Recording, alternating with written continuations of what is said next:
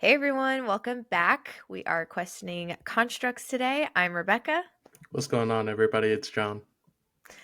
and our topic for today is boundaries. So, I don't know, John, if you want to start off with your story, if you want me to start off with mine. We could go either way. I mean, this all really came about just because of a really in-depth conversation we were having with each other in regards to our own personal boundaries, as well as boundaries in the real world and how they exist and how we interact with them as individuals. So, I mean, from there, I'll say go ahead. Let's hear your story and we can go from there. Sure. So, like John said, we were talking about our personal lives and just how boundaries just seem to be a theme of the week. And I think boundaries are a theme, you know, every single day. I just don't think we're aware enough about how much they're a theme. So, something that drew my attention to boundaries, I got into horseback riding a couple months ago. And the very first thing that the guy, his name's David, that the David said to me when I was starting to take lessons is horses have a silent language and they're never going to learn yours, so you have to learn theirs. And the second thing that he told me was horses are aware of everything. They're big animals, but you don't really consider them prey animals.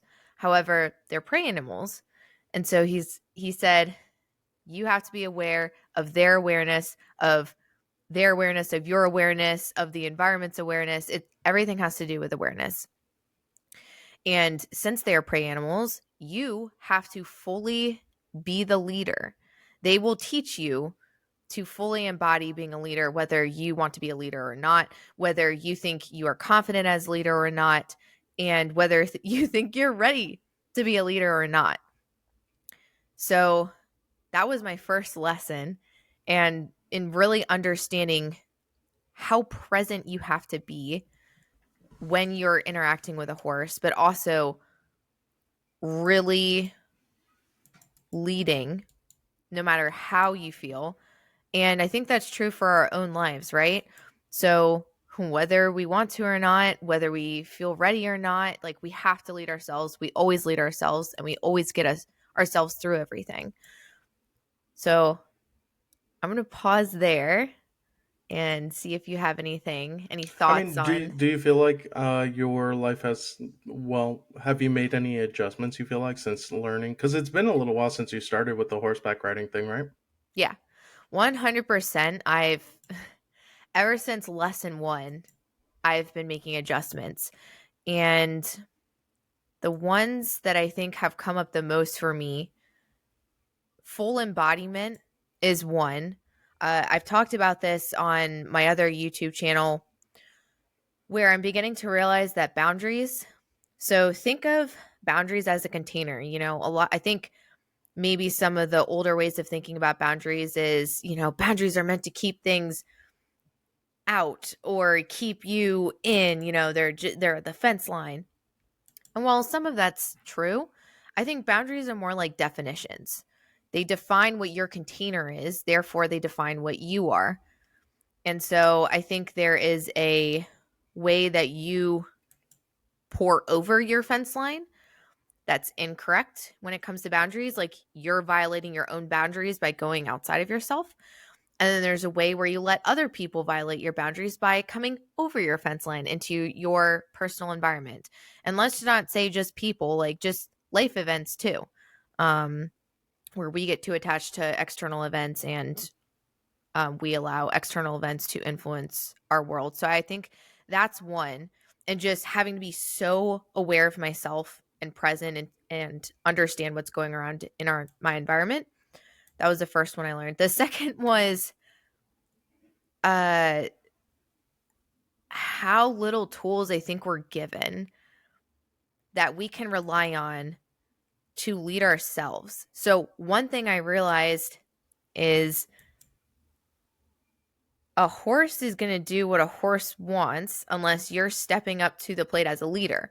Like they're either going to fill the gaps you're not filling, or you're going to have to fill those gaps and, keep you guys as a team going on course. And I realized just how little tools I had. You like control means nothing. We think that if we can make something do something that we're in control, but that's so precarious and really we're not in control at all.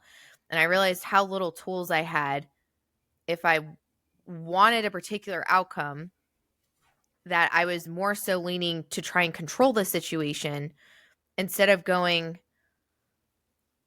what other ways can I step up and lead myself in this situation to influence outcome? Um, so there are a couple of things that pop up in what you said. I'm gonna say the first thing is I don't really know what full embodiment really means.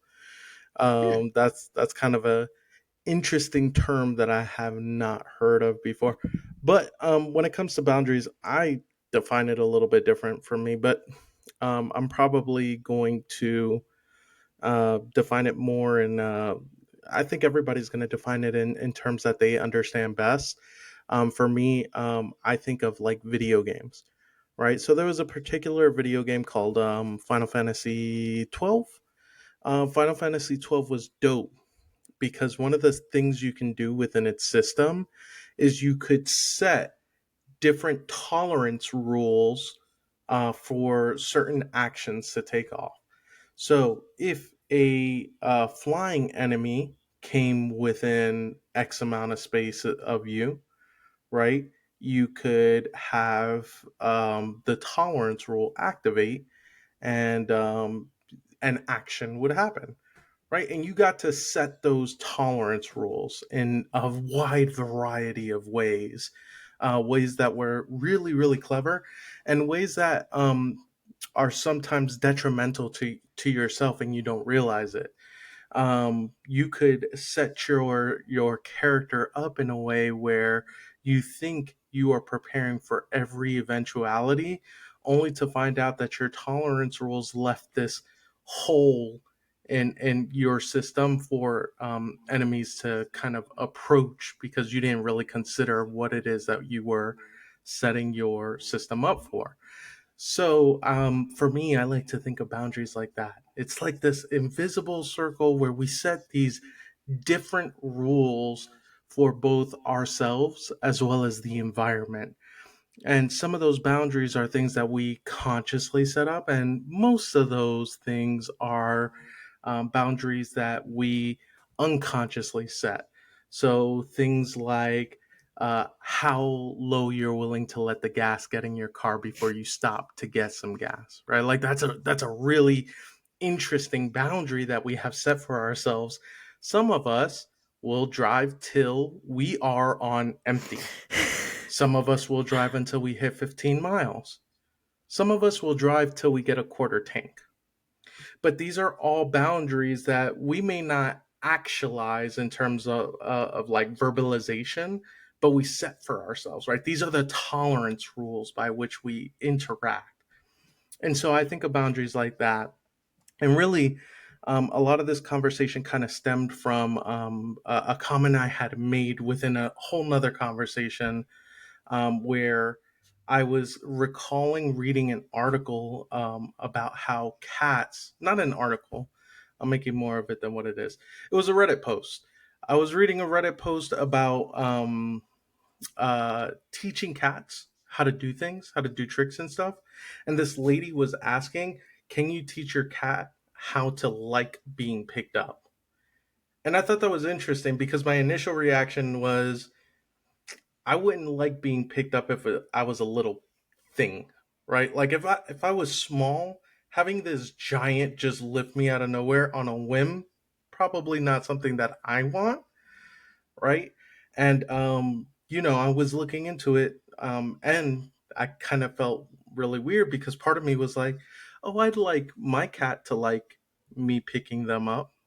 So kind of felt two different ways about it. But as I was going through the post, one of the things that I saw was somebody commented and said, cats teach you how to respect boundaries. They teach you boundaries. And it really kind of stuck with me, that idea of cats teaching you boundaries, because I've already started picking up the boundaries of my cat. What I know she likes being brushed. If I pull out the brush, I call her over, she'll sit for like 5 6 minutes with me as I just brush her. She really likes that, right? There's a boundary there that we kind of set with each other on what's acceptable when I pull that thing out, right? But I know that she doesn't like being held up for extended periods of time. Like, it's just not her thing. So I'd rather like call her and she can jump up onto things at her pace, but that's a boundary that I choose to respect. But yeah. I think there's a couple really good things in what you were saying. The first, I just want to go back to just really quick, like full embodiment. What I mean by that, body awareness and like the percentage that you are fully aware of yourself at the present moment. And one of the things with horses, I don't know, maybe for dogs and cats too, if you're training them or interacting with them, uh, but you really like your mind can't be somewhere else. The minute you go somewhere else, like they already know. They probably even know before your brain is scattered. But like Mm, fully in your body, if you're solidly present, and I think this leads into the second thing I want to say with the tolerance levels. You're going to start feeling when you overstep your boundary and go outside of yourself, and when actually things are kind of feeling like they're pouring in or like being weighed down on you. You don't have a good boundary towards the external when you're going outside of yourself, or you feel like you're giving and like you're exhausted or depleted. That's you stepping over your own line. And I like what you were saying about tolerance levels, because I mean that's really what it is. Like we decide how much we're going to tolerate in life and at what degree as well. And the more that you are clear on yourself and you understand, I think the more specific and narrow those parameters get, not narrow in a bad way, but there's no wiggle room for accepting anything less than what you deserve. I had I had my the person who I went to Reiki for, she mentioned, so she said something interesting I've never heard that kind of goes along that. She said, you know, the energy is the protection. And what she meant by that was a lot of times like we'll pray for protection, or we'll wish for protection, or wish for like these things, right, that we can give ourselves, may not be protection, love, wealth, whatever. And she was saying like the higher your energy goes, the more that like you don't really have to do anything to expel things that are not for you, so because you're just before you continue that mhm. thought, what is Reiki? uh I have a and feeling a lot of people have oh never even heard the term, yeah, that's and I have a feeling a lot of people may have heard it, but mhm. have thoughts about it that, Yeah. may not be, whatever it is that you're thinking Mhm. about. Yeah. So I don't know if I'm mispronouncing it, but Reiki, uh, however you say it, it's energy healing. So scientifically, our bodies have energy, electricity in it. Same thing as like anything else um, in the world. Matter is neither created nor destroyed. It just simply turns into something else, right? So what Reiki is, it can be with somebody's touch, but it doesn't have to be. It's really just using that electrical field, that energy to shift how you're feeling or energy in the body. I think, like with anything else, you really have to look for somebody that does know what they're doing. And thankfully, I've only done one session, but the person I went to was so good. Like I've never experienced, like for example, I'm pretty aware of my body, and I carry all of my stress up through my shoulder blades into my neck. And there was one side of my body where she's like, "You're storing a lot of energy here." And I couldn't quite explain it. I have my theories, but essentially, I felt all of that energy. It was like getting a massage on steroids. The energy left my body through like my arm or my side. And I did not realize that my right side has just never fully relaxed before. Even with massages, like it just doesn't even come close. And I have not been tense on that side since. That's pretty S crazy. I Yeah. I would say that's a pretty wild experience in general. Mhm. One thing I will say is, and this is no offense to anyone nor you, Mhm. just kind of a disclaimer for those looking into it. It would be Reiki is kind of like a pseudoscience in a way, the same way that chiropractors are like a pseudo or what's the technical term for chiropractors? Chiropractic? Is that what a practice is called? What do you call a chiropractor practice? It's whatever it's called. It's a pseudoscience in that way. So, it is kind of one of these. Your your mileage may vary, type of deal, between not only who is the practitioner, but how much you involve yourself in it. Mhm. I know, like, I tend to be a pretty logical person.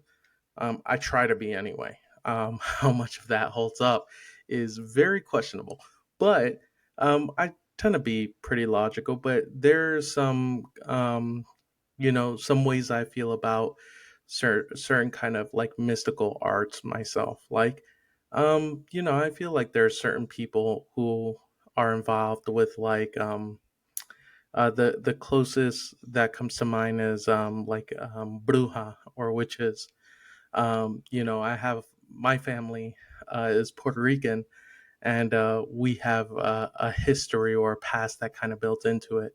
So, again, if I, I'm sure that if I went and I talked about, witches to, certain people, they'd interpret it a certain way. But just keep that in mind. It is one of those things where a lot of this is some of you putting your energy and your faith into something, and the idea that that gives back to you. I think there's something to be said about that. Me personally, Yeah. not everybody feels like that, but I do. I would say too, y- I would be open to other, I guess, forms of healing and really trust your gut to like what John's saying. So, like, for me, I knew that this was the right path. And I mean, that's just the tip of the iceberg with the experience I had. But I'm very specific in who I choose, not just in this, but in um, healers that I work with across different modalities, whether that's somatic therapy, Reiki, yoga, whatever, you know, that specific healing looks like. I'm very particular about the person. And like you should be too. If your gut, if your intuition, if something's telling you it's not the right fit, it is not the right fit. Um, Yoga is a really great example, actually. I think yoga is a really good example because most people take it to like the meditation place, mm, but yoga is not only just stretching and meditation. There's a whole mysticism behind yoga in and of yeah. itself that doesn't really get explored and has been Mhm. kind of I don't really know like another word to put it, but kind of colonized by the Western culture. Mm. Um, but yeah, yoga's another really great one. But this is like a really good place to kind of point back to the original discussion in the idea of boundaries, because like even as we're sitting here talking about that, the biggest warning is set your own boundaries, right? Yep. Like Yep. it really is, in the sense of trusting your gut, right? Mhm. I feel like this is one of those things where understanding what your boundaries are, what you're willing. Mhm. I also think that I'm kind of cutting off my own thought there, but there's also a something to be said about soft and hard boundaries. I Mm. think plenty of us have Soft boundaries boundaries. that we're willing to cross. Yeah. So myself as an example, while I think that jumping out of a plane is crazy, I'll probably do it at least once in my life. I think uh, I think some of the thrill-seeking activities you can take part in can be a little too thrill-seeking for my taste. So these are things that I may violate that boundary at one point in time or another. Ziplining being the perfect example. I'm still so happy that you did zip lining with us. That brings an interesting point, though. And I'll ask my question after I say the statement, but uh, I'm in my 30s, right? And if I could say one thing about the difference between your 20s and your 20s, it's like you kind of know who you are, you're exploring, but like your 30s, it's like when stuff really gets clear and like certain things just get solidified in yourself that you're like, you know what? Like, I don't need to explore that. I just know that that's who I am as a person. And I think it's interesting that you said soft and hard boundaries. And I want to pose a question to you. Do you think it's more soft and hard boundaries, or do you think the soft boundaries are more areas where we haven't clarified yet? And because, like, for example, you have not jumped out of a plane yet, you don't have that experience to fully know if that's something that you're going to like or not, something you just want to try once, something you try once and go, that was amazing. I'm going to do it every single day for the rest of my life. Do you think it's more those are exploratory areas To versus be to be honest, I feel like you're saying the same thing in a different way. It's the idea of clarity only comes until you violate that soft boundary, it's right? I think So that's the violation of the boundary I think is what I find interesting only because I've noticed for myself really recently how often I'm actually violating my own boundaries. And anytime that I'm stepping outside of myself, it doesn't feel good. Versus an area where it's more of like a question mark. I don't really know what boundary to set because I don't have enough exposure to this. I think there may be two different things because one is actually a detriment to yourself without you like fully knowing it. And then the other is more of like, I don't know, let me find out. Do you think they're two different things or do you think they're the same thing? I think they're the same thing, but Mm, this may be a personal kind of aesthetic. mm, Again, when I describe boundaries, I describe it as like almost this tolerance circle. It's a mm, line in the sand that you draw, right? So anytime you cross that line, you're violating the boundary. mm-hmm, Whether or not you have a question of whether it's going to be good for you in the end or not, it may exist, but the line is still there. I'm not somebody who's gonna go to ghost houses. Just not really my thing. I'm not gonna make a habit of seeking out otherworldly presences. But if we talk about a haunted house for weeks in advance, we make plans, we have a group together, I'll probably violate the boundary. And if it's a good time, I might be willing to violate that boundary again in the future, right? mm, Or a different boundary has been set up. I'll mm, do X instead of Y. mm-hmm, But for me, they're one and the same, or they mean the same thing. It sounds so like mm-hmm, when you say it, I interpret it as um, a replacement effect for the words, like this mm, for that almost. mm-hmm. But that's because again, you can have a soft boundary that gets violated that you didn't like how that turned out, and all of a sudden that soft boundary is no longer so soft, is it? Yeah. Yeah. Right? Mm-hmm. But that's the quality of something that is what would be the word, that I think that's a quality that you can ascribe to something that is malleable, right? Which Mm, is why I use the word soft, mm-hmm. right? Hard implies that it is not malleable, it's immovable, Unmoving. it's something that cannot be changed, right? But when something is soft, there's opportunity, right? Not willing to put a plus or minus on the opportunity that it is, or what potential it can bring, but regardless, it is mutable, right, rather than immutable. Yeah. But that's just my interpretation. Hmm. Okay. No, that makes sense. Uh, I do want to go back to your cat for a second. One, because your cat's Sure. really freaking cute. And two, the way that you spoke about the cat teaching you about boundaries, I thought was so fascinating because I've never heard anyone say that.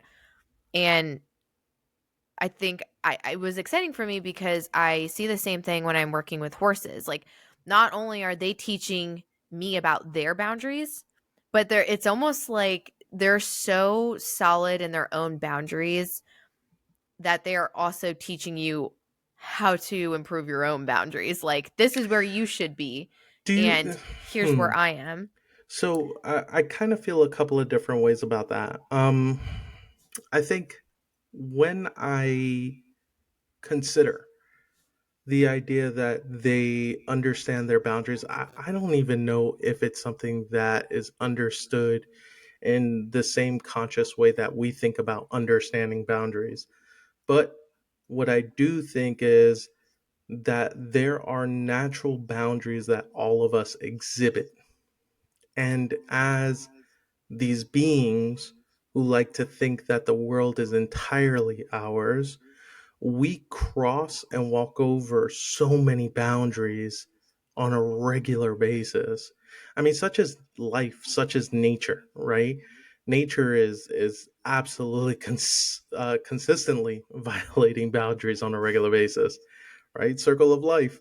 It's a scary thing, but all the same, we participate within that. And so when I look at things like, or our pets, our close ones like cats and dogs, is it so much that they're conscious of their boundaries, or is it that we're violating one of their boundaries that's a core tenet of their beings, right? Like if you run at a cat or a dog, what are they going to do?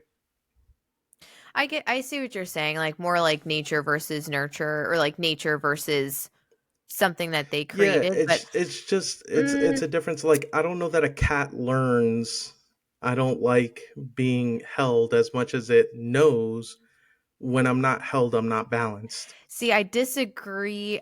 I'm more on the side that they know. But one, Yeah, I don't know. because nature is, even though nature can overstep its bounds, is it really? Because there's an order to nature, uh, an order and an organization in nature that it usually follows. And if the statement was true that it was just a matter of their survival instinct, right? Let's just Hmm. put it in that category, right? I run at an animal, it goes, you're a threat, I'm going to run away, or I'm going to fight, or Well, whatever. I I wouldn't make that Well, claim. hold on. I think So, that claim is too strong. well, okay, that's just where how I was interpreting it, Okay. but I think that's not true, that it's just a nature, like specifically something that it's just genetic, because then personalities wouldn't exist. Like, Well, there's not so really a logical sense for a cat to like water, uh or so I think it's both. Like, I think they are incredibly conscious. I agree with you that I think it's both. I think it's both. What I'll say is I think one comes before the other, right? So I think a cat knows the feeling of being unbalanced. I think a cat can be taught to like the feeling of being held and close to somebody. I think those are two different things, though. But what So about the cats that just love it from the moment that like they're lap cats. They're like little dogs. And like sure, that's their personality and nobody taught them that. I mean, it could be, and again, like things like that exist in nature all the time. You find exceptions to the rule all the Mm, time, right? But exceptions don't make rule, right? They exist outside of it. I would say. So, an example would be, then would you say like domesticated all domesticated animals fall into that category? Because technically I speaking, wouldn't it use goes against their nature and like you usually do not find a wild animal that is going to react in an way that violates their survival or the primal instincts, I guess you No, could I say. don't think I can lay such a strong claim. I don't think it can you can say all domesticated animals. I just don't know that. I think that that's even that is too strong. What I would say is you probably have majorities and minorities, right? Mm, So I would say that majority of cats are going to exhibit certain behaviors, right? Minority of cats may exhibit things outside of that majority, but you know, we're probably going to find that 99% of cats lick themselves to clean themselves, right? But mm. could there be one cat that likes running water that likes to go in it and play in it to clean themselves? I don't know. Could be, right? Majority of what would be another good example, I think. Majority of birds, right? That are crows. Majority of crows are probably not going to interact with humans in the most pleasant of ways. But do we have crow masters? Absolutely, right? And 1000% that's going against the nature of the crow. I don't know. I've 1000%. I've seen two Reddit articles. This is kind of wild actually, where crows, it's almost like cats, right? Where, they'll just pick a person and they'll just start bringing them gifts. Like I thought this one lady she observed crows for like a long extensive period of time, like this one a flock of crows is called a murder. So Mm. this one murder of crows and she like knew all their personalities and as a thank you like they would start leaving her gifts and I was like, "Oh, that's kind of interesting." And like I heard that could be a thing.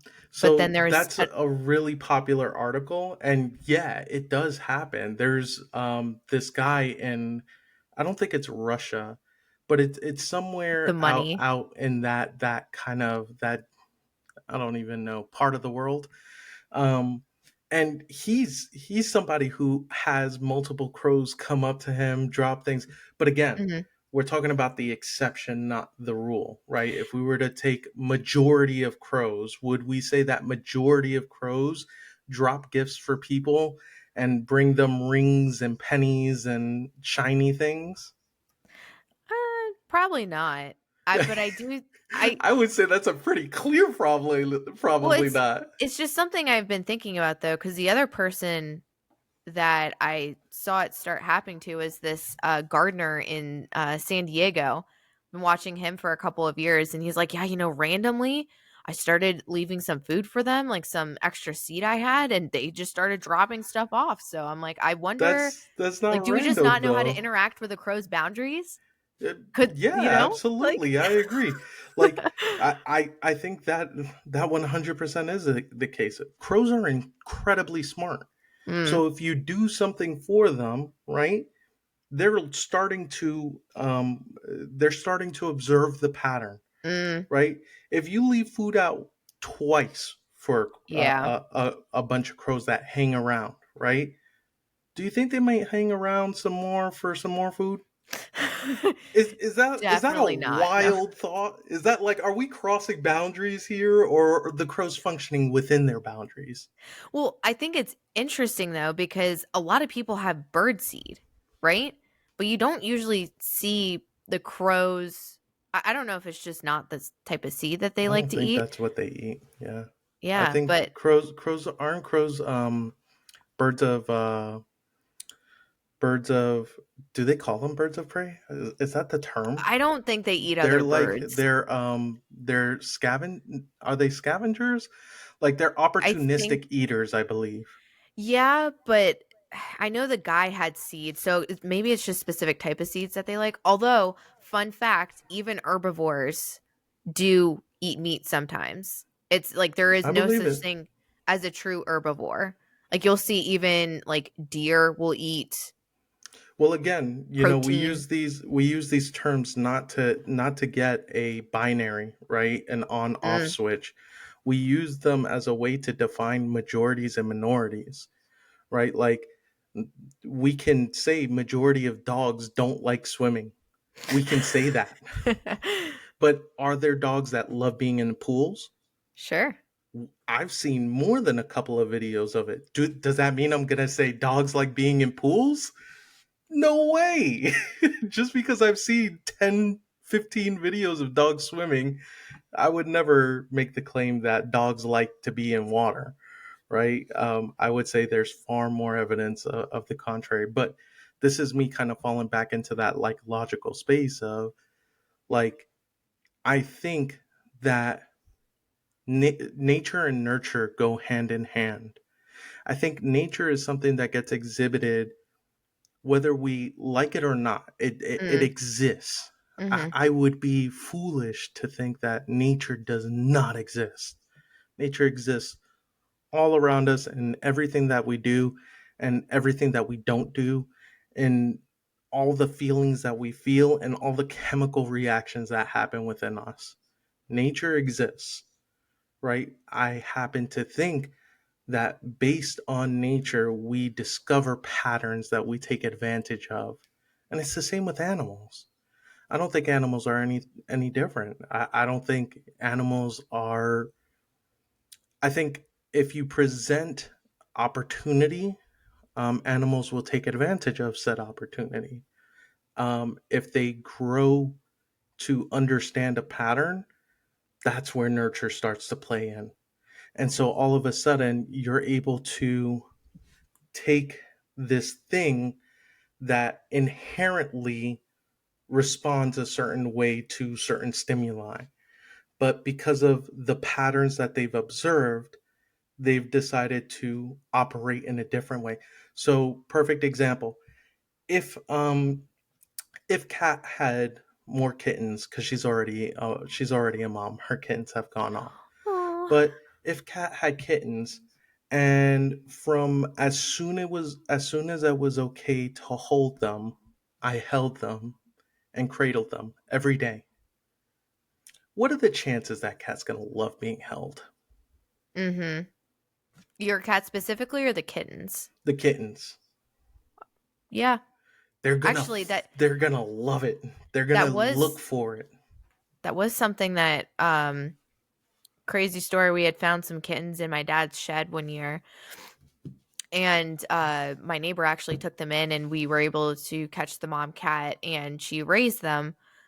And my neighbor did all this stuff with the kittens, like not just holding them, but she would like kind of let them she'd be holding them and then have them like lean back so that their head was to the ground.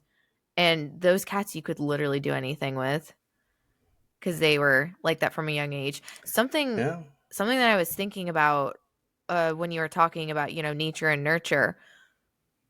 I think this just really describes like connection, not just with us and animals, not just an animal with an animal or like, person and a person, but a connection is all about the giving and receiving and not, honoring your boundaries and not going over your boundaries. Like two things that I thought of that led me to that thought was there's two examples you can give to where we're teaching what a good boundary is to have, and also where they're teaching us. Like, for example, you have a puppy, that all it knew was being abused, goes to the shelter, and then some kind hearted soul is teaching it how to play. Yeah. and like, or like an older dog too, right? It goes to a foster home and the older dog's like, "Oh my gosh, I love the ball." And the young puppy's like, "I don't know what I'm doing." And eventually they learn that they love play and play is good. And then alternatively, I was thinking about the dog that I used to have. Now he was older, but as he got older, boundaries were super clear. So like petting was now something that maybe he only liked sometimes. And he would let you know like if there were certain areas that used to be able to be pet and now nope, that is a no no go zone. So I think it's really interesting. It's a fluid conversation. It's ever changing to your point about um it being more of like zones that you're setting, tolerance zones. And then, we pull back or get or widen that zone based on how we're feeling. And then that's essentially connection in a nutshell. See, what I'd be interested in looking up, and maybe I will at some point, is like the idea of can you set these behavioral patterns with fish? With fish, Because you said? yeah, and the reason why I my mind goes there is because one of the things that I think is inherent to my thought process when we're talking about like boundaries and like pets and animals is I also think a part of this is how intelligent how conscious the animal is, Hmm. right? Like uh, you know, plants, depending on how much water you give them, react really, really differently. And Mm-hmm. something that I thought was insanely cool is the idea of they have these little electrodes that you can connect to the plants, and it connects to a synthesizer, which then gives it sounds for the electrical uh, pulses. I don't know if pulses is The the right word. vibrations or yeah, Not I think necessarily pulse. vibrations. It's like the electrical signal going off. So maybe Mm-hmm. pulse is the word. But it reads those pulses and transmit them into sounds and associates different sounds with them in order to create plant music. Really love that idea. Um, if plants can react to the water you give it to, we've already seen that plants will be reactive to music, right? Plants and listening to, I think it was classical music versus um, some other form. I don't know. I don't know It what it was was. like I have it was to like heavy metal or something, more of like something. a raging I'm type of music. I don't even know if it was that or if it was just lack of thereof music. Because metal is dope. Fuck it. Or excuse my language. Nurture My Soul was some metal. Symphony X, dope. Anyway, um, but that said, fish aren't crazy intelligent as far as I know. Like a large majority of fish function to continue existing. I mean, I guess we all do. I didn't really say anything there. But Listen, some of us are just trying to get through the day. well, No fish. harm, no foul. I don't know that fish like have crazy operations they're running on a regular basis. Like I want to say I don't think so. Like, isn't super generic knowledge? Aren't there fish that exist out there that are Dory, 5 second Yeah. memory? I I had like two thoughts come to mind. I seem to be getting things in twos tonight. But one is, going back to your, is it an exception and not the norm? Like there's plenty of videos now that you can see of fish befriending people or like divers, right? There's a diver in, I think it's like Japan, that he had he would dive at the same place. And there's this fish they had a very well known relationship with. And like seeing him every time he dived for like 11 years, there's, you know, um, I don't know, octopus are really smart. So I guess that's not a good See, example, but that's the thing. They run on such a wide yeah. scale. So like I'm wondering if fish that don't have super large capacity for intelligence Yeah. can That can you teach them multiple scripts, mm, right? So like I imagine that any living thing can understand binary, right? yeah. Which is why things like water with plants work so well. Mhm.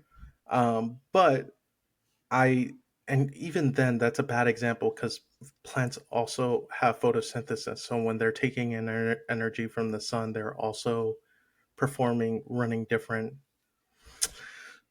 This might So, be a lot more complicated, though. Of well, course, it's complicated, but I mean, I think it's an interesting thought because the other thing I was thinking about, so I went snorkeling in the Red Sea. I don't know, I think it was like last year or the year before. And at some point, because I was just having a good time, right? And the guide was, pretty okay with people spreading out a little bit. And so I would keep diving down with my GoPro to get videos and I would check to see where the group was, but I was pretty behind the group. And so I remember this one moment where you're kind of going on the edge of the reef at this point, and I just remember feeling, and this is another piece of information, but I don't like I am totally fine with jumping out of planes. I do not like being on top or like kind of in the ocean because I can just feel the depth and the space of, and it just weirds me out. But I remember this one moment where I had been diving down to get a video of something and I just felt this emptiness and I'm like, "Oh my god, I have to look up and see where my group is." And I look up and the person's just rounding the reef and I was like, "I'm not the only thing here though. I just feel like something's with me." And I turn to my right and there's this school of I guess it would be like juvenile barracuda swimming silently right next to me. And at first like they were kind of far enough away where I was like, "Oh, fish." And so I started getting a video and the minute that I was like starting to like swim up to them and I realized what they were and I was like, "Oh no." And then they realized what I was and the energy shifted and I was like, "I'm going to just casually move away from you." So I don't know, to answer your question, if it's necessarily the same.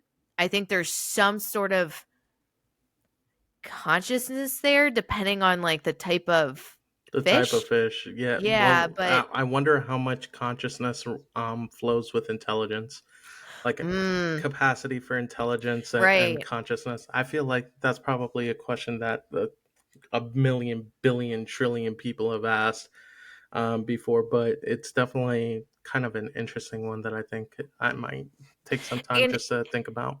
do we even have a good enough understanding to really answer that question right now? Like think about where we are in history where we don't know everything there is to know about the brain. Like we're learning so many new things just about that. And the other thing too is like you brought up plants. So there was another study done, not with music, but with people talking around plants, trying to understand it like, well, does like speech, human voices do anything? So like one group of plants, people will talk to you like very lovingly and, nice, soothing, and then the plants are put in an environment where the people were like yelling and angry, and the plants obviously that in the environment where people are yelling and angry did not do well. And interestingly enough, I was talking to my aunt about this yesterday actually, where she had plants that she would bring into her work environment, and she's had a couple of jobs over the years, and one environment was really good and the plants thrived. She brought those same plants to the next environment that was not so good and they almost died until she took them home and then they thrived again. Super interesting. So is it just is it more so that it's intelligence goes with consciousness, and then that determines the capacity, or is it also, do we just not really understand these other types of consciousness? Yeah, I don't know. I'll give you a word for those other types of consciousness, though, that we can like kind of assign, or that I would personally assign. Spirit, Mm, right? Like, is mm. spirit something that exists outside of consciousness? Is it something that exists outside of Ooh. intelligence? Right? Like, I think so. I think spirit absolutely. Or else, how do you? I mean, if you believe in Reiki, right? Mm, How mhm, else would you attribute anything there? Right? It's the spirit that moves the mhm, energy, right? mhm. No, So, I definitely agree with that. um, I think there's a, there's that third piece, but it's just it's all kind of like I don't know. It's all crazy boundaries. I think they just yeah. And it's a little wild, especially when you start thinking about animals and like what their boundaries are and like why. Why is always a really good question. Not only that, but think about, a lot of times with our animals that we live with, we both kind of feed off of each other's energy. And how many times have you been around an animal and you're just so much calmer? Like imagine the unspoken exchange too that's going over those boundary lines that we're even probably less conscious of, right?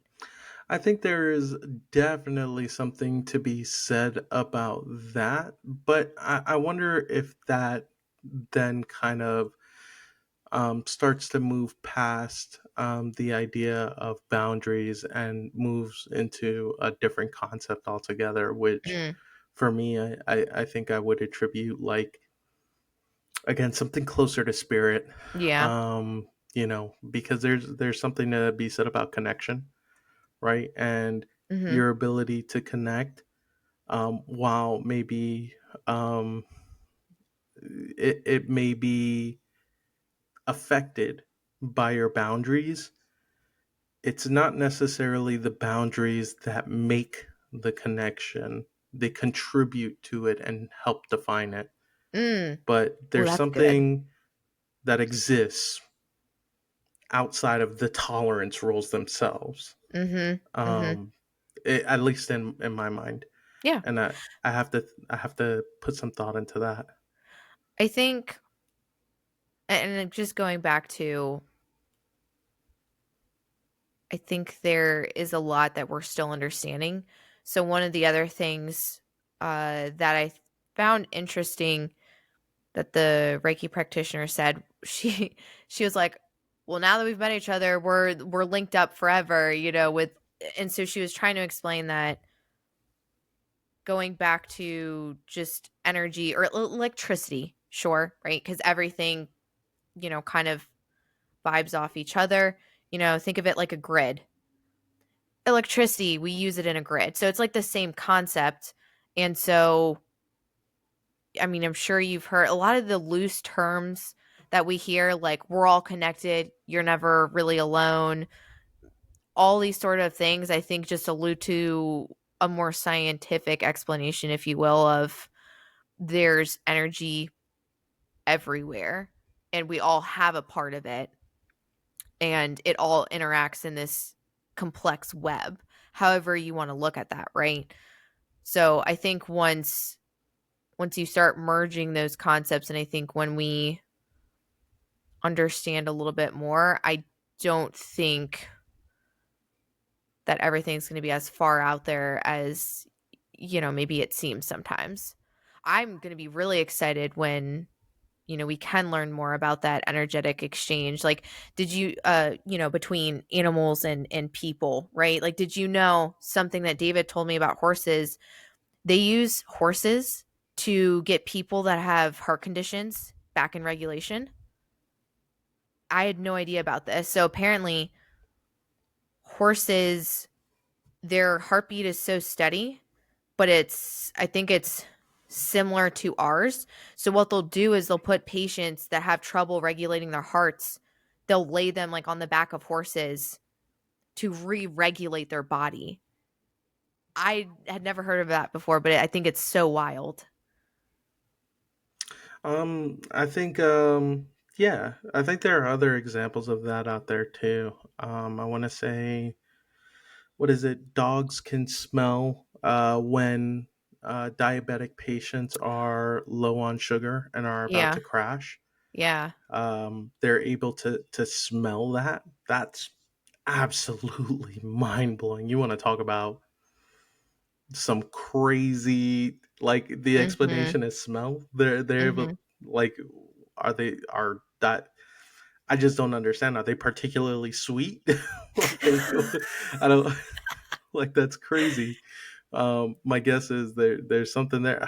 I should look that Well, up. there's to that point too. There's a lady that can detect Parkinson's just by smelling someone's shirt. There Like was the she cat. There was the cat who correctly predicted 40 patients' deaths, and would go sit on their beds of elderly dying patients, Oh, wow. and predicted 40 like back to back on like which ones are dying next or I which didn't ones hear were about about to that. die. Yeah, that was a pretty crazy one. I'll have to look up the article again. Take all of this with a grain of salt, right? Like I haven't researched anything, so all of this is um, things that I've seen in passing, and Mhm. you know how I feel about things that you see in passing. There's a lot of time we attribute a lot more knowledge to them that we than we should. But I did see that as an article pop up. I don't remember the details of it enough to recall, but it was pretty crazy read enough that I remembered like the headline. Um, I would believe it though, because I mean, weren't there, this was a while back, but there were articles that were confirming that, like old people smell is actually something that occurs because biologically your body is different.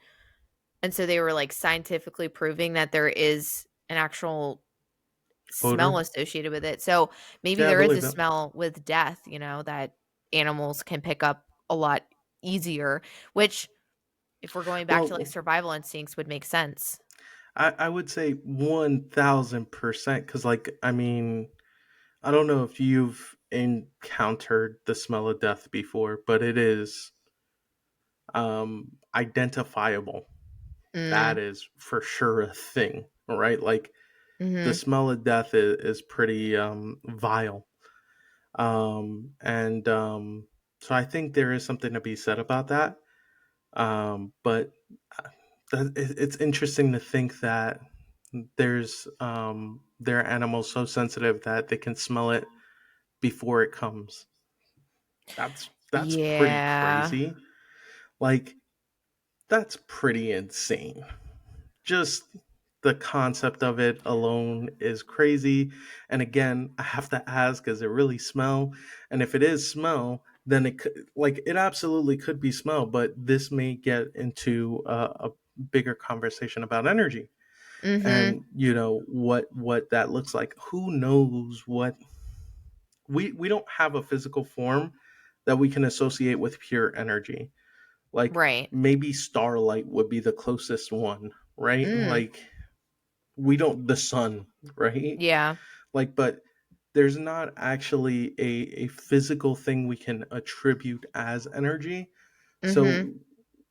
and my understanding is that energy exists in quite a bit. Like whether I don't I think people may believe in different things. So like I guess here's a question for you. Do you Mm. believe that there's energy in everything? I do. I think the only thing that I haven't fully thought of, like,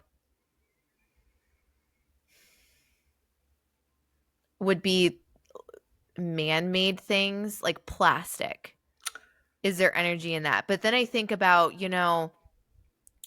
part of energy, but then like in a different way, I think those things also do have energy because when if I asked you to pick up things in your room and describe how you felt, you'd have an emotion about it.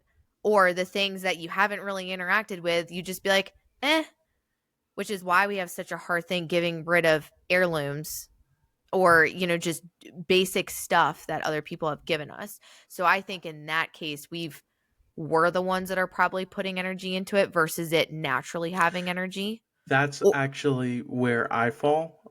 mm, I don't believe that everything has energy. I think mm. that there are things that have energy, and then I think there are things that transmute energy, right? Oh, yeah. And Mhm. so, like, transmute and hold. I'll go ahead and do the slash there. Transmute and Mm. hold energy, Mhm.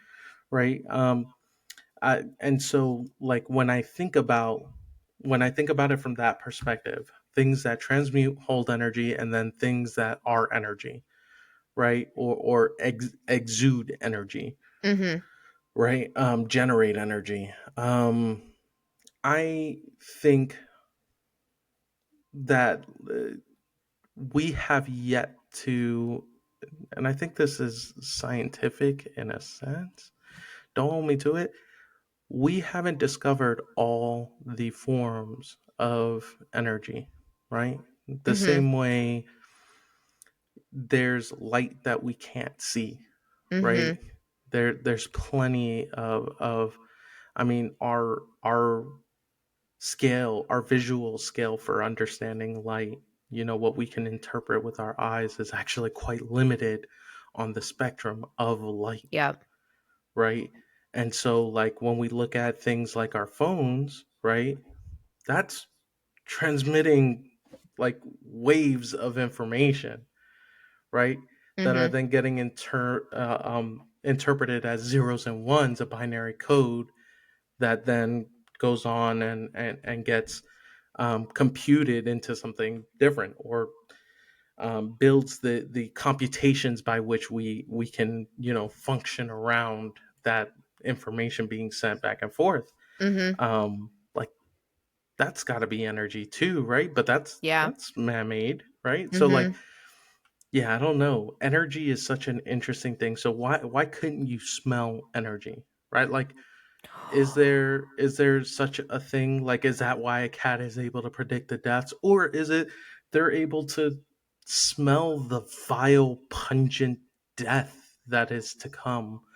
What is it? Or am I saying the same thing in a different way? No, no, no, no. That's so fascinating that you said that, cuz I'm not good with fully remembering terms, but we have our, what is it, like, seven senses, right? Or, Yes. sight, hearing.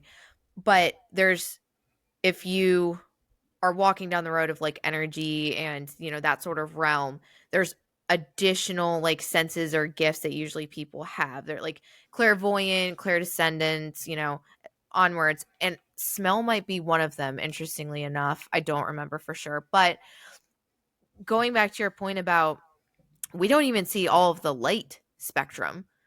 I mean, there's insects that see like millions of colors, there's invisible light.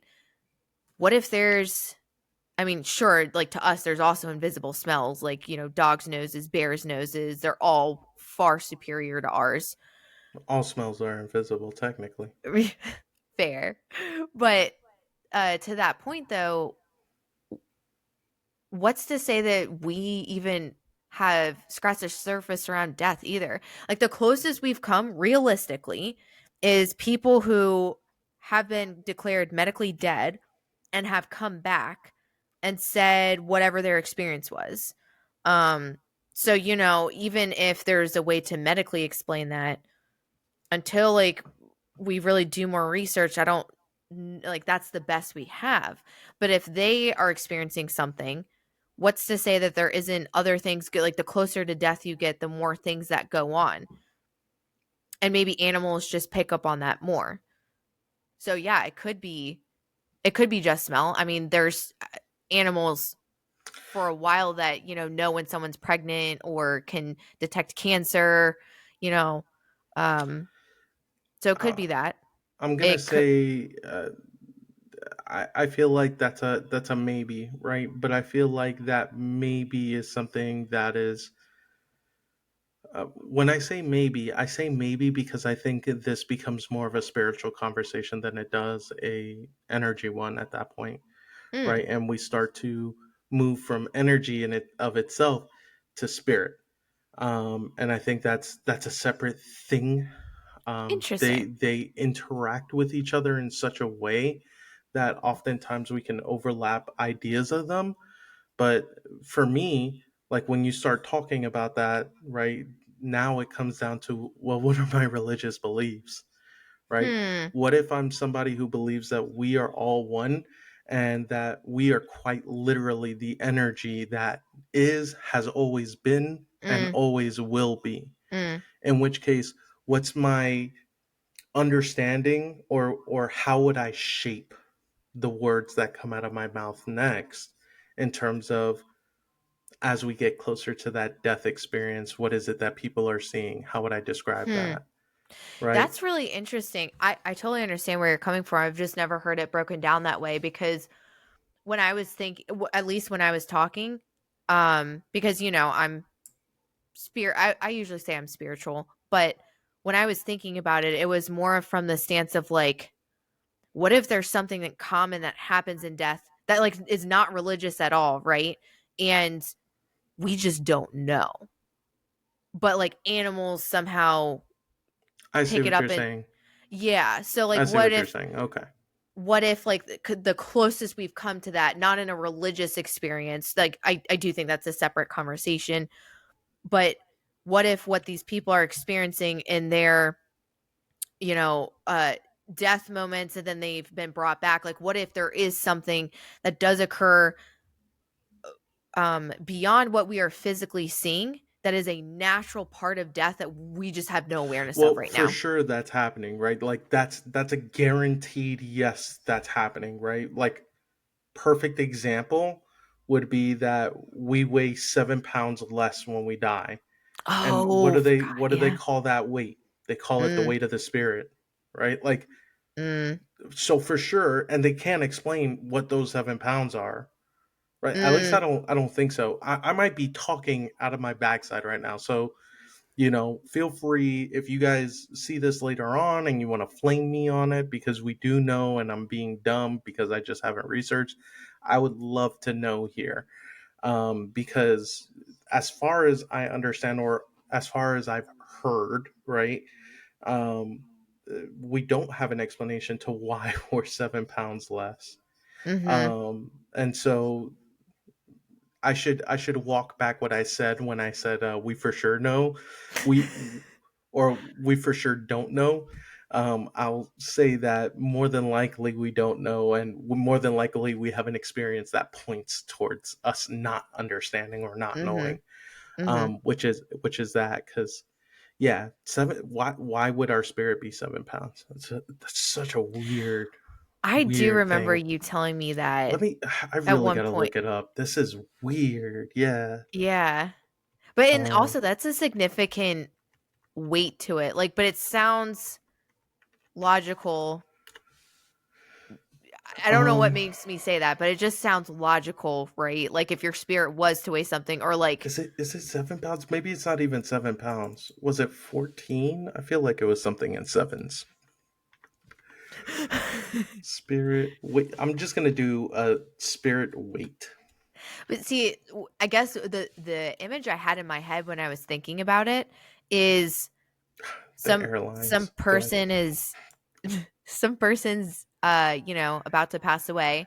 There's a cat in the room, right? And they're just watching what's happening. And we one day create a technology that allows us to actually see anything else that's going on, right? Because like we have these machines that are taking atoms and smashing them together at incredible speeds.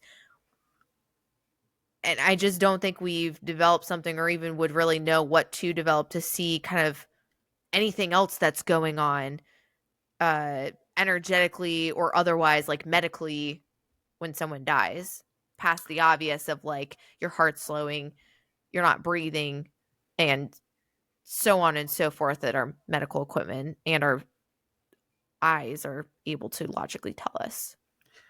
Okay, so this is not as clever as I thought, but it's interesting nonetheless. It's 21 grams. I knew it was in sevens. 21 grams. The 21 grams experiment refers to a study published by 1907 Duncan McDonnell from a physician from Haverhill, Massachusetts, who hypothesized that souls have physical weight and attempted to measure the mass lost by a human when the soul departed the body. Hmm. He attempted to measure the mass change of 6 patients at the moment of death. One of the 6 subjects lost 3/4 of an ounce, 21.3 grams. Um, okay, so yeah, there's not really That in and of itself is fascinating, though. Like how. there's no real truth to it. This is kind of one of those things where like I said before, you hear a headline or you hear something super interesting, you take it and run with it. The people people who have studied this have criticized the fact that um, usually at the, or excuse me, Clark noted at the time of death that there is a sudden rise in body temperature as the lungs are no longer cooling blood, causing a subsequent That's rise in sweating, which could easily account for McDougal's missing 21 grams. interesting. Clark also pointed out that as dogs do not have sweat glands, they would not lose weight in this manner of death. Clark's criticism was published in the May issue of American Medicine. So Clark is a different physician who's criticizing McDougall's work. McDougall's experiment was rejected by the scientific community, actually. Hmm. Um, Yeah, this is holy crap. This is super interesting. It was rejected initially because he was accused of not only flawed methods but outright fraud in obtaining his results. What the heck is this? Hold on. You know what though? I wonder when we do get to the point to potentially measure something like that, I wonder if someone's going to find a study and be like, "No, I know what to do now." My question. Okay. Here's my question. This is the type of stuff that gets my goat. How Gets many your people goat. like me have gone on to talk about this experiment in passing? I've mentioned this multiple times in my lifetime. It's only now that I've become ultra critical of everything that I hear that I decide to look up the article, and this is all BS? Are you kidding me? I've definitely cited to this multiple times in my life. That's crazy. Anyway, sorry. I there I you know, it still might hold some truth at a later point in time, but Yeah, I think maybe speaking to what we were talking about before, yeah, I 100% agree. There's probably some kind of energy shift, energy change that we mhm. don't have a way of measuring.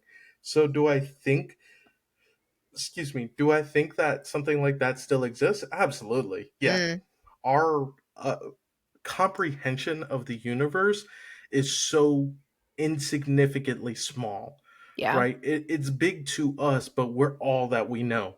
Mhm. And something to your point about still believing in it, and this is even though I said this isn't really a religious conversation, right?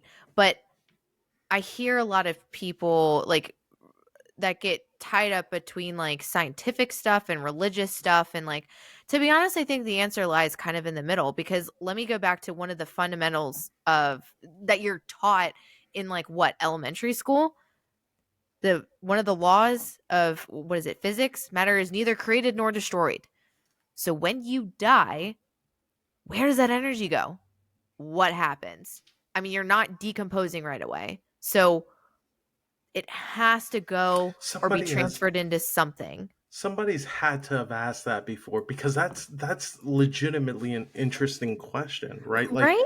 what's the deal there? Like when you die, if that is true, if it is true If it is a that true law, matter yeah. is neither created nor can be destroyed. Well, see, there we go. Hold on, we're conflating terms, right?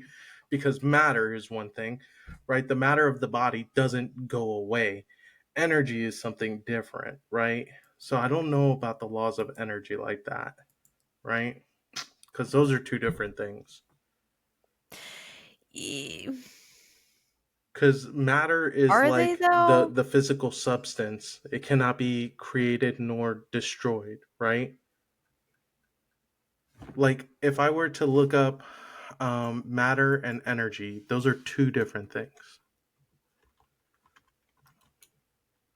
Matter versus energy. Because I think matter can. I mean, is like what is the definition? And you might be right on physical like That's super definition interesting. Just of a matter. quick look. I definitely don't want to be guilty of like cherry picking headlines, but um there are people who say they're two sides of the same coin, Hmm.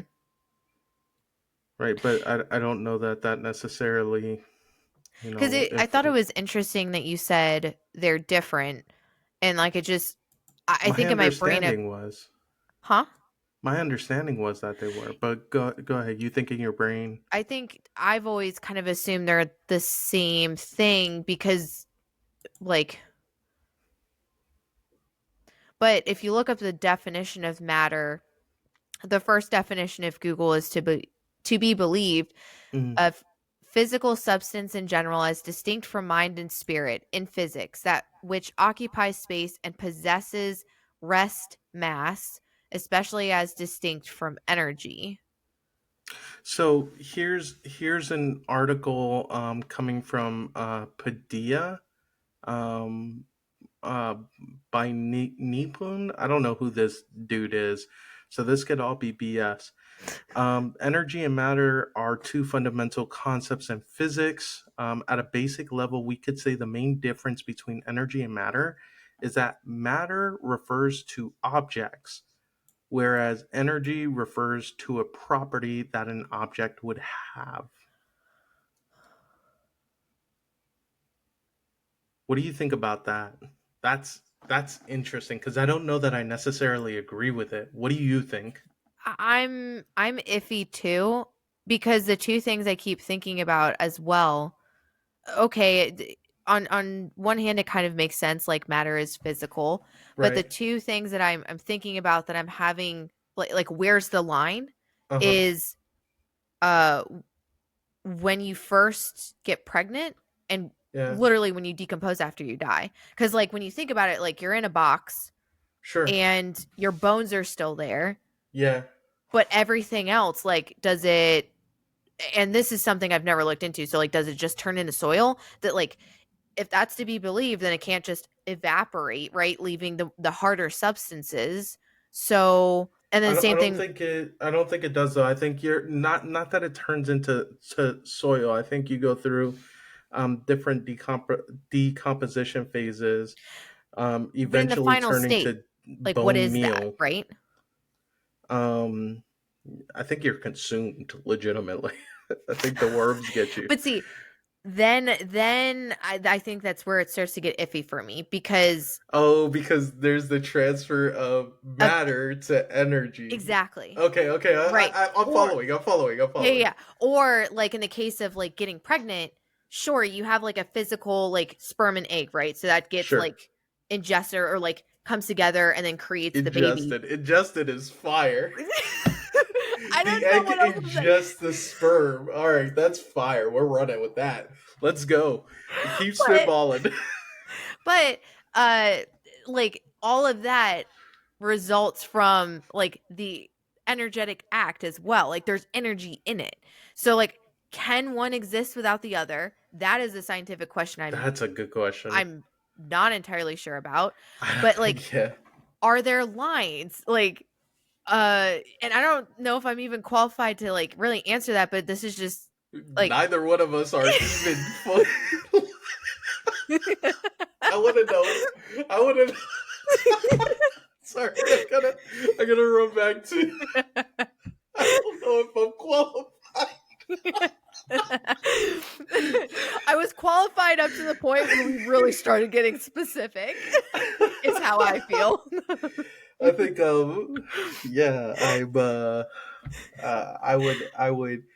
I'm gonna back off and say I am not qualified to I speak on plead the fifth. matters of energy and matter. Um, but I do think that you have something super interesting there. Where is the line? Like, I almost want to send a message out to those. I don't even know who would you ask? Where would you go to ask? What is the line between energy and matter, and do they have properties that are transmutable? Mm. So are there properties of energy that we can specifically point out that induce matter, and Ooh. vice versa, Yeah. And right? like take Like, matter. Um, um, black holes, dying stars. Those are two that would I feel like be really interesting because like as in like taking matter, uh, not so because much like taking, but from like what I the lines understand, of black, energy and matter. Because if matter is neither created nor destroyed, let's yeah. take energy out of it. But if something's sucked into a black hole, then that means logically like it still exists in there to some capacity. Well, that's my understanding, is that it does. So what I, my layman, super layman, part of this is informed by anime and friendship. I My love it. my layman interpretation of black holes is, they're like, they're basically oceans. It's ocean of dark matter, Mm, um, and so things that get sucked up into it sink into it, is what I understand. mm-hmm. But I don't know how true that is, because I don't know that we can measure into a black hole. Can we measure? Um, like, I don't think we can explore a black hole. No, at least not right now. I haven't heard of it. But I also thought that I read something or learned about that they also, not that they spit out matter, but there's it's almost like a, oh my gosh, it's almost like like a horseshoe shape, or like it like caves in on itself, and like that's what creates the vortex or something. So, a black hole is a region. I'm reading off of Wikipedia for anybody who's interested. Wikipedia is dope. It is definitely not an end all be all, but there are plenty of sources that you can pull from Wikipedia to like verify the information that's in. I think it's dope. Anyway, a black hole is a region of space time where gravity is so strong that nothing, not even light and other electromagnetic waves, are capable of possessing enough energy to escape it. So then so okay, so going back to my question, and that makes sense. But since we do not have the ability currently to explore in a black hole, I'm wondering if we're going to find something that speaks to the relationship between energy and matter. Or I love to hear from the people who smash particles against one another. Like, is there something there as well between like the energy required to smash them together and the matter that gets broken up or transferred, because um and like where does heat come into this too, or the, I guess it still I'm follows the rule of like matter's not neither created nor destroyed. I'm really curious if, I have no idea of like who to ask about this, but like, I'm wondering if we have any ideas in terms of the amount of energy necessary in order to escape the gravitational pull of a black hole. Mm. Because that would probably be the beginnings of the ideas of how to explore one, right? Oh Is yeah. being able to get out of it in the first place. Mm-hmm. And so I wonder, and I wonder what like that equation kind of looks like. The closer you get to the black hole, what the pull looks like. Yeah. How would you even run experiments like that? Because my assumption is you can't get data back. Mm-hmm. Because once it's pulled in, that's it. That junk is gone. Also, how did Um, we find that out in the first place? Did we use light? That's the only logical thing that I can think how of to did we even, discover black holes? well, not, no, What not the heck? discovering them, but like how did we discovering them? Okay, like you could probably stumble upon it, right? I But I don't know that you can, right? Like, because anything that gets close enough it gets devoured by it. Okay, So but how would you discover it by that, outside of? so Go let's ahead. say like literally by that, like maybe we discovered it by accident. Like that makes sense if something was sucked in. But all the rest of the data we have around it, I don't understand how we have that if we can't even get anywhere remotely close to these black holes. Do you This see what I'm is saying with this that? is such, yeah, no, I totally agree.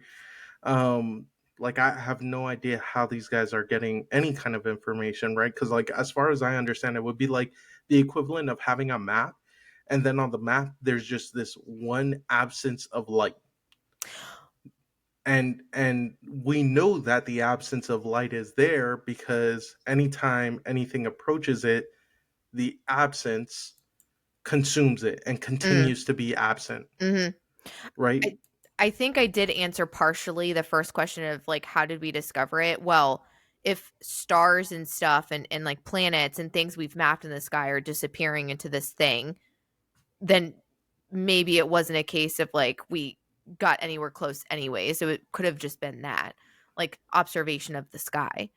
But everything Actually, else, you're really really dead on with that. So scientists had theorized they could image a black hole by capturing their silhouettes against their glowing surroundings. The ability to image an object so distant, um, oh, I'm reading this and it's trying to build anticipation. The ability to image an object so distant still eluded them. All right, awesome, great. That's not what I'm here for. I just want the information, not your build up. Um, let me see. When did they do this? That I'm wondering. There's so many questions here. I mean, it's literally the universe. we're, we're we're asking universal questions. This is crazy. you know, something else that's interesting while you're kind of skimming the article that I think about a lot. We have this concept of like planets in the sky and like what space looks like because of all the pictures we have. Not even realizing or understanding, like, look up sometime what like the nebulas would look like to a naked eye. You know, we think of space as like this colorful thing, right? But like we're not even like we're up there, we're not seeing that Have unless you we have the window like tinted windows or something on the spaceship. It's really just what the our technology is picking up that makes it that beautiful. I But I don't know about that one. Have you? I'm sure you have actually, because of your travels. But have you seen the Milky Way? mhm. Right? Like, I mean, we can observe that with our eyes. But it's not, it comes nowhere close to what our technology can pick up in Oh terms of well, like yeah, I color agree. and Yeah, like yeah, yeah. yeah, Okay, yeah. okay. So I'm we probably could see like outlines, but that just pales to NASA's images. And so that's Sure. what I think about. Like everyone's like, I want to like if I don't get excited about like going up to space, right? But if I was to go up there, I'd want to see exactly what I was seeing with NASA's images. But it's mostly going to be, you know, like the black sky and some like uh I light don't know. tinted I don't know because I mean, gases. the images of Earth are really compelling, right? And from what I understand, I mean, the images you see are also what you see. But Earth makes sense because we're close to that in the atmosphere. What about Like, like Mars?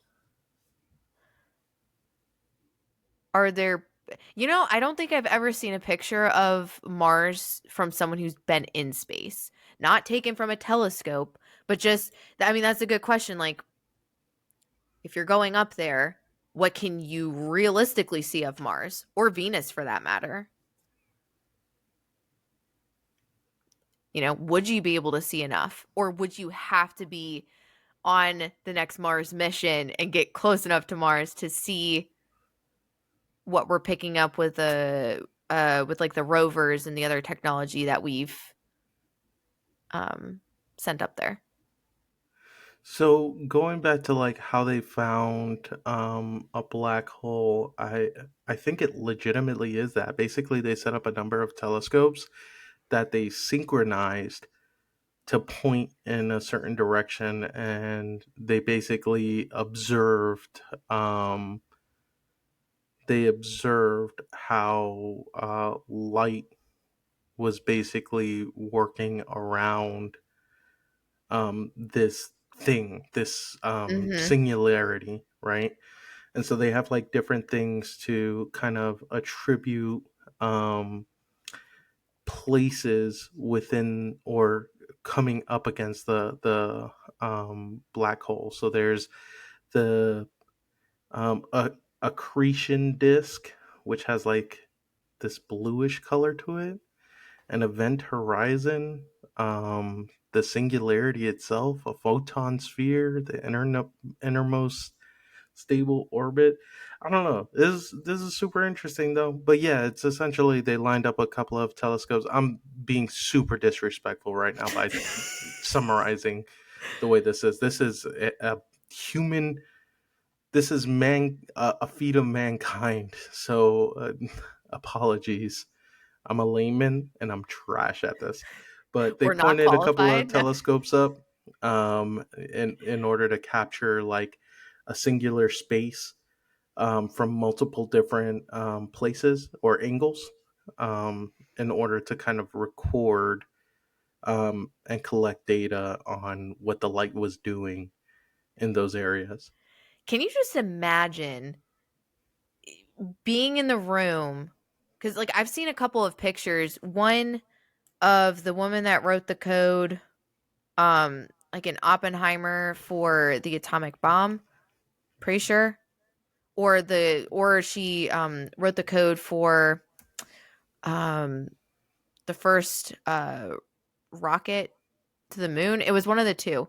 But can you just imagine being in the room and all the math and logistics and science that would have to go into placing the telescopes at the right point, and even just like looking at telescope images to understand that, hey, something is weird about this one spot on our picture, this little dot. I think there's something here, and people going, yeah, let's set up telescopes, or I guess it would be telescopes, to take pictures or observe from specific points, and we'll have our answer. Like, and again, it's paraphrasing, but that's just, it's absolutely wild to me. It's on Especially such a because different level. when you think about how the thought process came about, because all of this is being based off of a theory that somebody hundreds of years ago who passed away came up with. Is it hundreds of years ago or maybe like I a was, hundred? Albert Einstein is within the last 100, no, not 100 years. hmm. Is it? I've seen pictures of him on a bike. Albert Einstein. On a bike. You've seen those pictures, I'm sure. Okay, I think I do remember He what was you're. around during Hitler. I didn't know that's who you were referencing, though. You're like hundreds of years, and I'm like, have we known about black holes for Yeah, hundreds no, of hundreds years? of years is a super stretch. It just felt good to say. He was born in 1879, and this is why you don't listen to people on the internet. You do your research and find your information. If there's any one thing you ever get out of me for the entirety of my existence on the internet, understand that it is worthwhile to seek out information. It is interesting, and it's far more interesting than whatever headline that you think you read. Read articles, it's good. Um, Einstein was born in 1879. He lived to be 76 up until 1955 in Okay. Prince. He died in Princeton, New Jersey. It's so wild. But anyway, Einstein's theory of Relativity? relativity, Mm? right? Um, and so it was through this theory of relativity that he defined black holes. No, I um, do not know that. he's speaking of gravitational forces. He He might have created the general model for the evolution of the universe as a whole. I don't Um, know if he discovered black holes though. Like maybe that's the theories and the concepts used to extrapolate and to expand on our knowledge of black holes. I don't know if he was the one that discovered the first black hole. Like I thought that was way more recent. no, that is super recent. Well, not discover it. I think we've discovered black holes previous. This is the first time we've been able to image or take images of a black hole. I'm gonna look it up. Who That discovered? is super recent. The ability to take a picture of a black hole, which makes sense when you consider what light does as it when it interacts with black holes. Yeah. Uh, so I have something interesting. Again, I It would was Stephen say Hawking, was it? no. Well, what came up for me was the first object widely accepted as a black hole, known as Cygnus X1, was discovered by astronomers Lewis Webster and Paul Murden in the early 1970s, with the initial detection coming from a rocket launched in 1964. What? I'm sorry, run that back. What? Can you repeat like the last 10 words of that sentence? Yeah. Cygnus X1 was discovered by astronomers Lewis Webster and Paul Murden in the early 1970s, with the initial detection coming from a rocket launched in 1964. How in how did a rocket detect like those words don't have Hold enough on, I'll meaning in look my more. head. Who really Um, discovered black holes? so, Go ahead. going back to Albert Einstein. So, this is an article from space.com. First black hole discovered. Albert Einstein first predicted the existence of black holes in 1916 with his general theory of relativity. Oh, okay. The term black hole was coined many years later in 1967 by American Holy, astronomer John Wheeler after decades holy. of black holes being known only as theoretical objects. And then it goes to talk about the Cygnus X with the two astronomers. Okay. Um, okay, so astronomers saw the first signs of a black hole in 1964 when a sounding rocket detected celestial sources of X rays, according to NASA. A sounding rocket. Whatever that means. Yeah. In 1971, astronomers determined that the X rays were coming from a bright blue star orbiting a strange dark object. It was suggested that the detected X rays were a result of stellar material being stripped away from the bright star and gobbled up by the dark object, an all consuming black hole. That's you know what? That's so crazy that we're talking about these crazy concepts and the words that are being used are gobbled up. Yeah, Like, I but know. you see, this is what I'm saying when it's like it's just so much more interesting to read these things because they're so much crazier than we could have Hmm. ever like. Would you have ever been able to put up any idea that was close to as wild as a sounding rocket in the 1960s being launched into space and then basically finding that light being devoured and gobbled up was how they came up with the idea, oh, maybe black holes exist?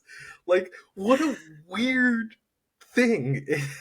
You know what Yeah. blows my mind even more is that Albert Einstein is was just like black holes. This is a thing. And like from that, a sounding rocket many a years later, everyone was like, Right? he must be right.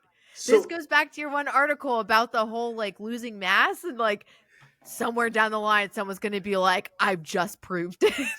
it's just so crazy to think about like these things, and it's like we have this theory, right, that people were able to build on top of in order to get to the Mhm. point where here we are, right, in 2020. What I think it happened in 2022 or 2023, maybe I'm wrong, the imaging, Th- but like that mm, happened recently, like in recent history. Not that recent. I think it was like early 2000s because I remember still No being in way. yeah.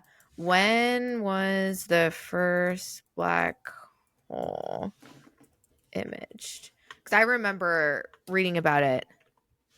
Yeah. Oh, okay. That's super recent, M87 no? made history when it was first imaged by the EHT on April 11th, 2017. Wow. Okay. Wait, but That's it still said a little second further than I image. thought, but Oh, second image of the first black hole ever pictured. I still am just stuck on the fact that okay, I need to look up why did Albert Einstein oh believe we're in about to learn the theory of relativity. Let's black go. holes? This is fire. That's what I'm talking about. Heck yeah.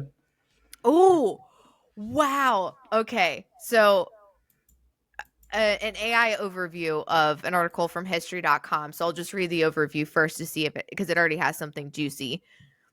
Although Albert Einstein's theory of general relativity mathematically predicted the existence of black holes, he actually did not believe they could exist in reality, arguing that the physics involved would prevent stars from collapsing to such extreme densities and forming a black hole. Essentially, he believed the internal pressures within a collapsing star would always be enough to halt the collapse before reaching the point of no return known as the event horizon, where nothing, not even light, could escape.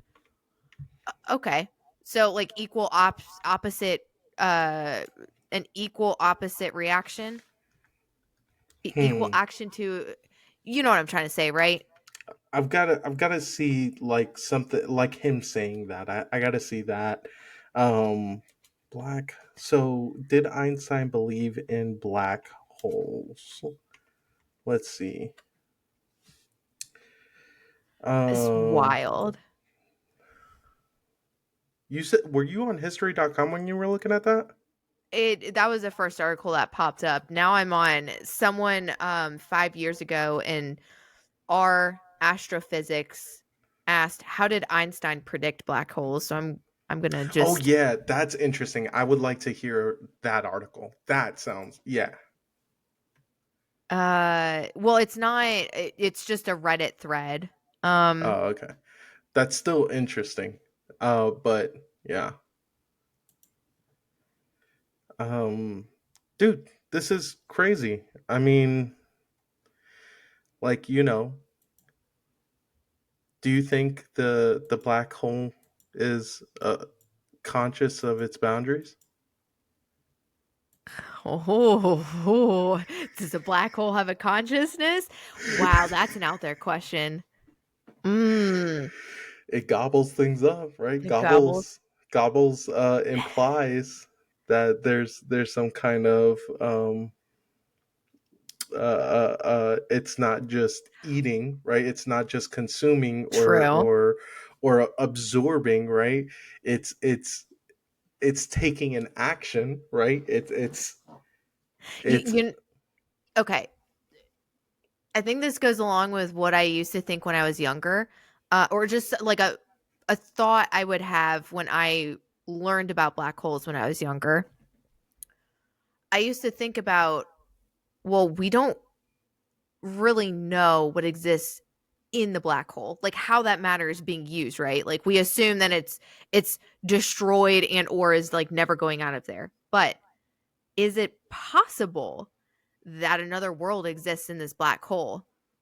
And Kingdom Hearts. Yes. like, but Yes. like uh we found other forms of life on Mars or things that could have alluded to life.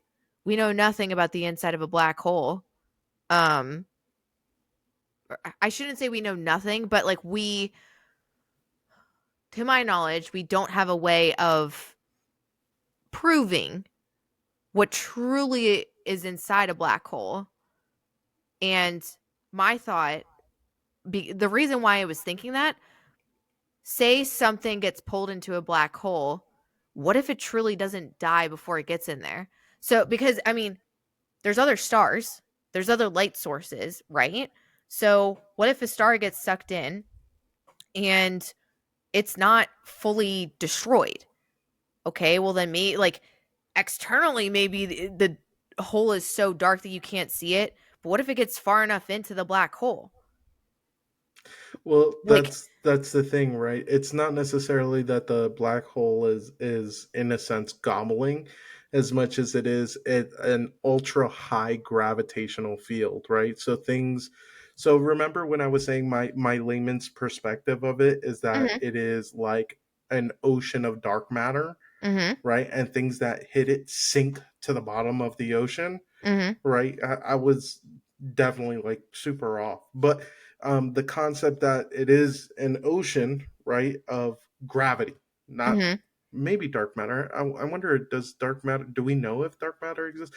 Anyway, gravity, right, mm-hmm, being so dense that anything that comes close to it gets sucked in, and then like anything else with gravity, it's gonna pull you to the core, right? mm-hmm, I mean, that's how we stay on this rock, mm-hmm, right? mm-hmm. Is that how we stay on this rock? I'm questioning everything. What are But the boundaries of reality? We're gonna find out tonight. Tonight, we're gonna figure these boundaries out, and then we're gonna cross them. they, well, actually, um, not to segue, but I think this will tie really nicely with like what you were saying. If it's sucked into the core, again, that's probably too far for us to even see anything.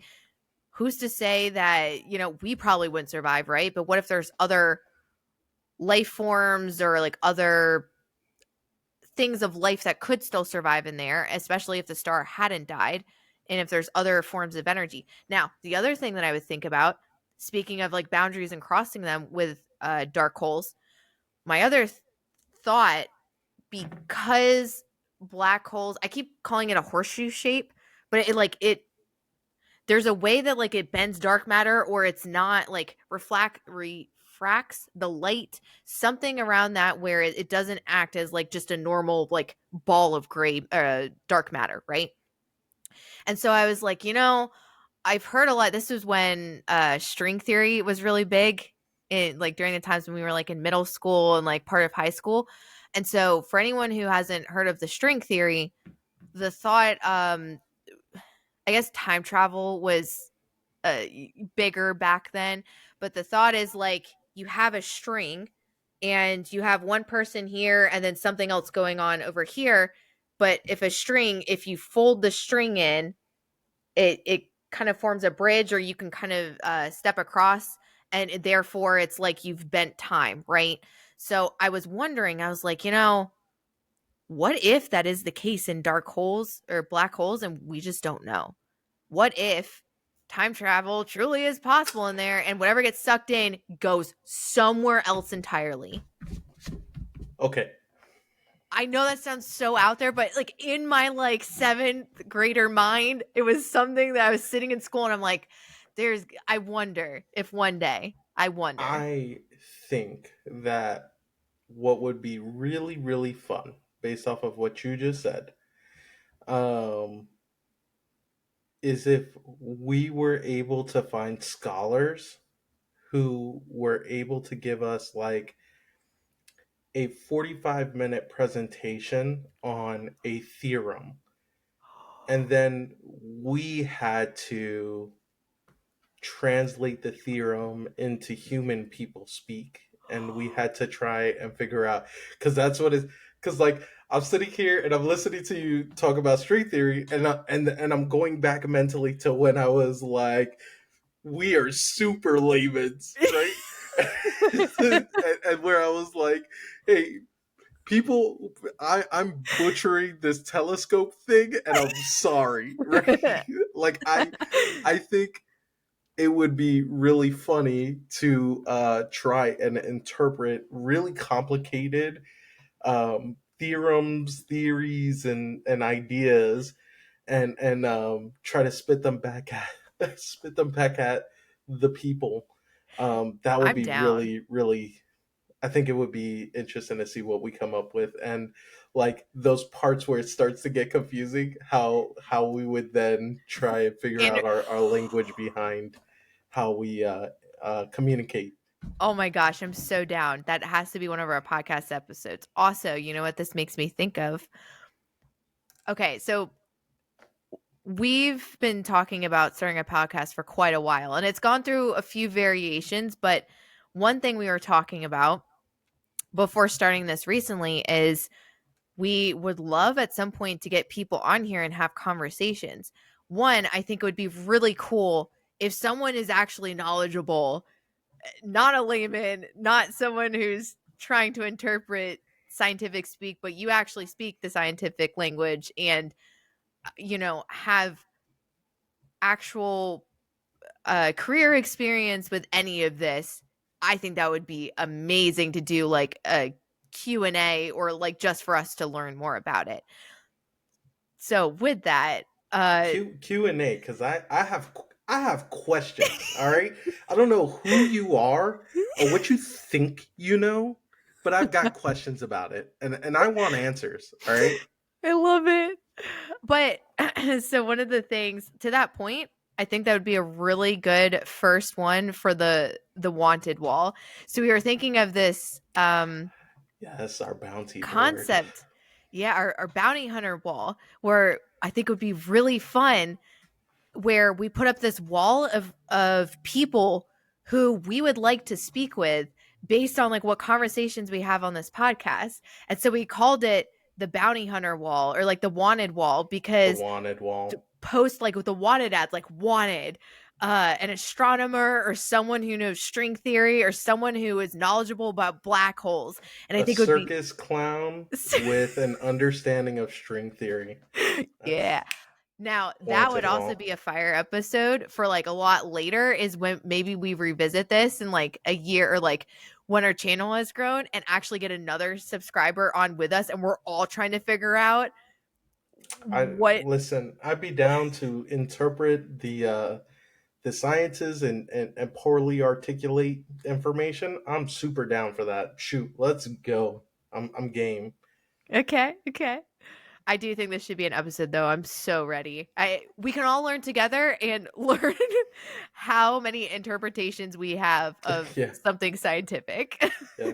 I'm also down for it because again, like I think there's something that's really interesting that can be showcased in our conversation today. We started with boundaries, Mm, and the development, um, our conversations and our understanding, our personal experiences, made for really interesting conversation. And then when we started combining that interesting those experiences with like documentation and everything like that, we went to black holes. Like yeah. what a crazy thing in terms of like how many steps were we away from black holes when we started with boundaries. And Yeah. so I find it really interesting the power of just like really going through and kind of interrogating some of these ideas and concepts a little Mhm. bit better, because again, I'm super guilty of, and I think all of us are to some degree, of headline clipping, right? Mm, Like we see this headline and it informs us, into some degree, and we then try to make interpretations about what the mhm, article may say, right? Like, or what it might mean, mhm, when it turns out the truth is like what actually is written is really interesting on its own. Like we as people are interesting, other people are interesting, and looking into what other people have put out there is just it's wild. That mhm. 21, like I, I've cited that.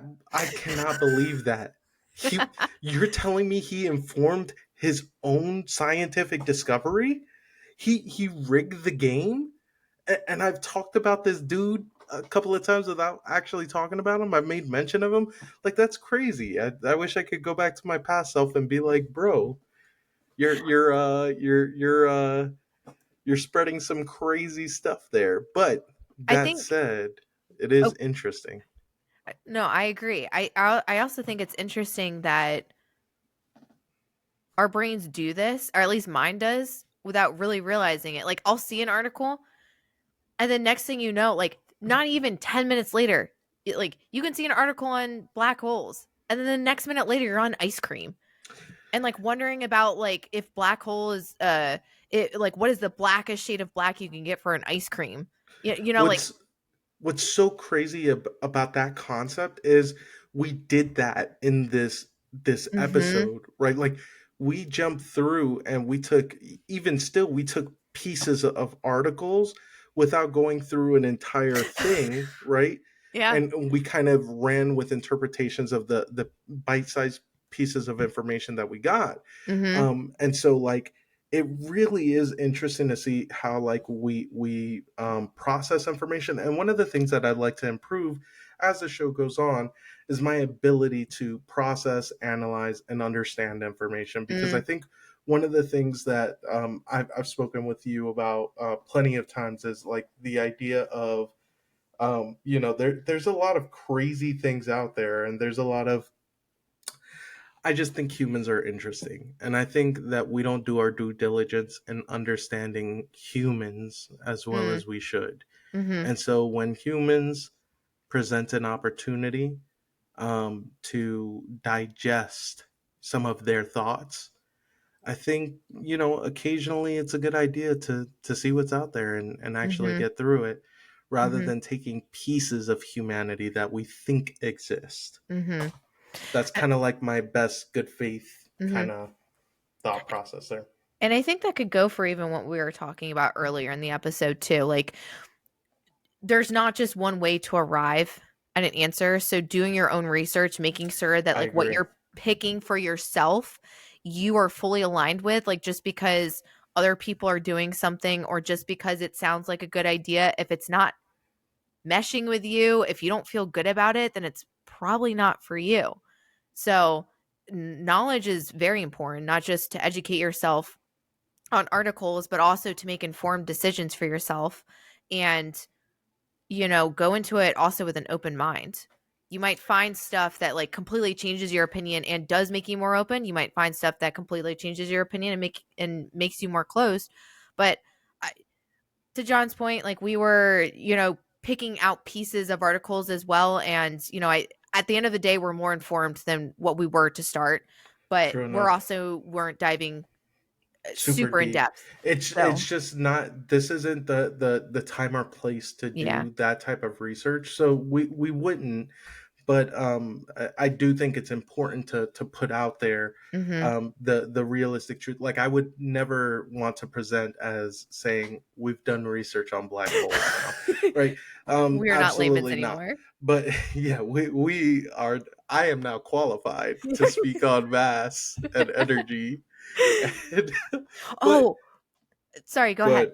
ahead. What I was gonna say was to your point, and to even push that point, ask questions. Mm, Like our channel name is questioning constructs, but it's not just, it's just it's not just an idea that we had randomly.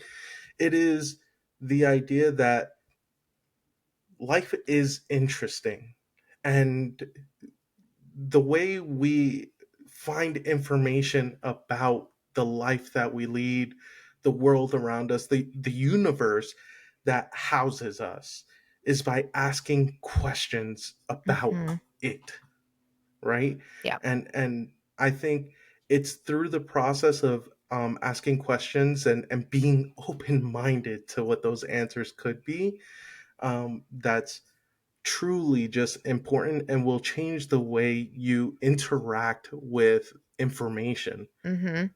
The world is interesting. It really Mhm. is. And And go oh, ahead. no, sorry, I cut you off. Go ahead. No, no, no, no. I was gonna say to further back up your point, being open minded, but also being open minded that all information at the end of the day is just information too. So like we could discover something that completely changes an entire theory later on, or you know what I'm saying. So um I Ask think it's questions. yeah, always keep an open mind and use the information to inform you as best as possible, because there are things that are more solid, more true, but that doesn't mean that any single piece of information that you do learn couldn't change at some other point in time. That doesn't mean that it was false. It just means that our perceptions and the knowledge that we have has expanded. One of these days we'll have to get into a conversation of like the idea of universal truth and whether it exists. I think that would be an interesting topic to kind of like start on with Yeah. you, because Lord knows it'll end up in the ocean depths, and That's I don't what that know. was my other comment I was going to say to you. So, for anyone who watched our last episode, we were playing games and the kitty. Oh, what a cuteness. But we were playing Contexto, which is an AI that contextualizes different things.